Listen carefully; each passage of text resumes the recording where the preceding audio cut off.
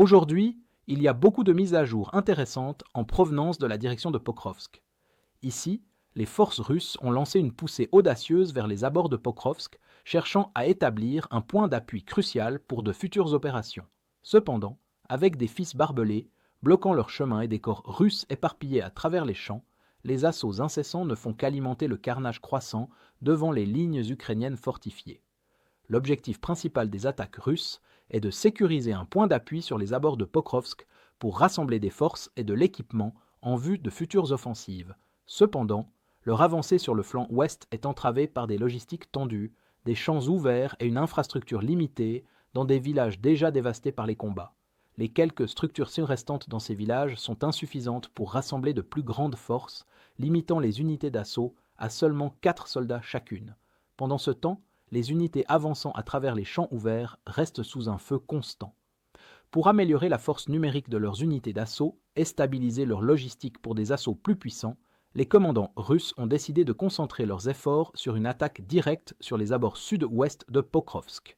En perçant la dernière ligne de défense ukrainienne devant Pokrovsk et en établissant des positions dans les abords sud-ouest de la ville et les agglomérations environnantes, les forces russes pourraient accumuler et stationner un plus grand nombre de forces et d'équipements pour de futurs assauts contre le centre-ville. La cible principale des assauts russes est le village de Zvirov, qui, avec plusieurs autres villages, forme une agglomération urbaine en périphérie de la ville. Pour cet effort, les forces russes tentent de déployer autant d'unités d'assaut mécanisées que possible à travers les champs ouverts, les déployant maintenant, car elles seront principalement inefficaces une fois que les combats urbains commenceront.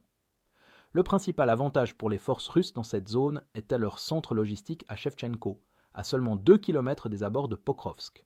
De plus, 2 routes renforcées relient leurs positions à Zvirov et Pokrovsk, offrant des conditions favorables pour leurs attaques. Cependant, si nous regardons la carte topographique, nous pouvons voir que les Ukrainiens ont un avantage significatif, car Pokrovsk est situé à une altitude plus élevée que les positions russes à Shevchenko, et près des routes, permettant aux forces ukrainiennes de maintenir un contrôle de tir sur ces routes. De plus, les immeubles de grande hauteur dans la partie sud de la ville offrent d'excellents points de vue pour observer les mouvements russes et déployer des drones de reconnaissance et de frappe.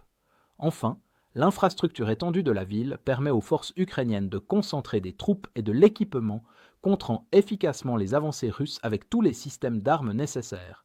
Avec cela à l'esprit, les forces ukrainiennes ont positionné des systèmes ATGM, y compris des javelins, pour rencontrer les colonnes blindées russes lors de leur avancée, utilisant leur altitude plus élevée et leur champ de vision élargi pour les cibler et les éliminer efficacement.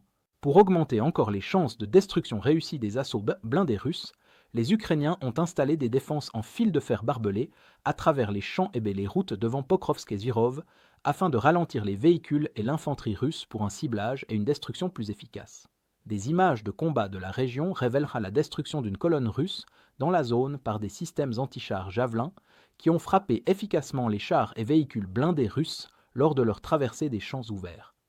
Cela a entraîné de lourdes pertes parmi les formations mécanisées russes, car beaucoup d'entre elles ont déjà été détruites lors des approches, avant même qu'elles ne puissent ouvrir une brèche pour que l'infanterie l'exploite. Cela a laissé seulement les soldats russes survivants pour s'approcher des défenses en fil de fer barbelés et les couper pour ouvrir un passage.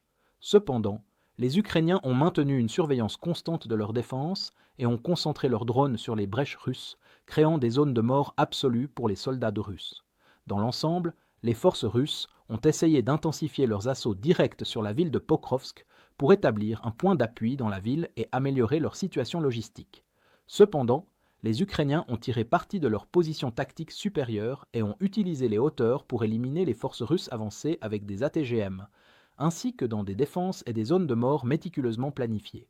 Le succès ukrainien à repousser cette grande attaque mécanisée forcera les Russes à repenser leurs plans pour des assauts directs sur Pokrovsk, tandis que les Ukrainiens renforcent encore leur défense déjà puissante. Si vous êtes contre l'invasion de l'Ukraine et que vous souhaitez soutenir le travail que je fais, pensez à vous abonner à notre site d'actualité indépendant. Vous y trouverez nos analyses stratégiques exclusives, des aperçus complets de tous les fronts et des vidéos d'analyse tactique régulières. En vous abonnant, vous montrerez non seulement votre soutien à cette chaîne, mais vous aiderez également à défendre le journalisme indépendant. Le lien vers notre site est dans la description. Merci d'avoir regardé ce reportage et je remercie tous ceux qui ont décidé de nous rejoindre.